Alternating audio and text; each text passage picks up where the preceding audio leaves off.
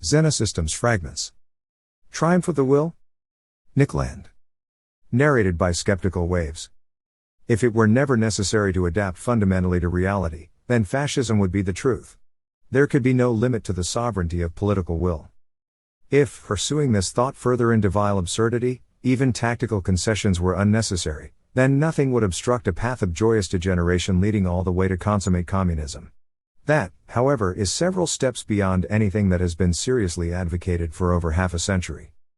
Since the 1920s, communism has been the ideal form of socio-economic impracticality, as evidenced by that fact that whenever communism becomes practical, it becomes, to exactly the same extent, fascist, state capitalist or Stalinist. Fascism, on the other hand, and as everyone knows, makes the trains run on time. It represents practical subordination of reality to concentrated will. Fascism understands itself as the politics of the third position, between the anti-political hyper-realism of the market on the one, invisible, hand, and super-political communist fantasy on the, clenched fist, other.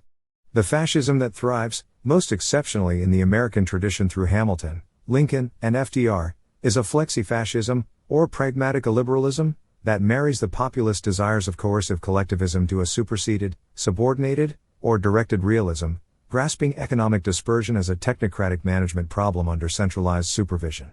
Insofar as this problem proves to be indeed manageable, the basic fascist intuition is vindicated. Fragmentation is mastered, and a triumph of the will, although we are more likely to call it hope and change today. That fragmentation cannot be mastered is the sole essentially anti-fascist proposition, and also the distinctive thesis of Austrian economics. Whilst deductively obtainable, within the axiomatic system of methodological individualism, it is a thesis that must ultimately be considered empirically sensitive. Fascism can discredit individualist assumptions simply by prolonging itself, and thus practically asserting the superior authority of the social superorganism. Reciprocally, the fragility of collective identities can only be convincingly demonstrated through historical events. It does not suffice to analytically disprove the collective, it has to be effectively broken. Nothing less than a totally unmanageable economic crisis can really count against the fascist idea. Yet, obviously and disturbingly, the predictable political response to a gathering crisis is to slide more deeply into fascism.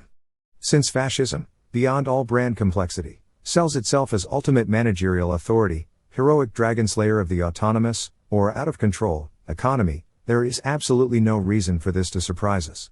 To break fascism is to break the desire for fascism, which is to break the democratic or popular will itself, and only a really freed economy, which has uncaged itself, spikily and irreversibly, can do that. The shattering of human collective self-management from the outside, or, alternatively, triumphal fascism forever. That is the fork, dividing reaction from itself, and deciding everything for mankind. Patchwork or new order, but when will we know?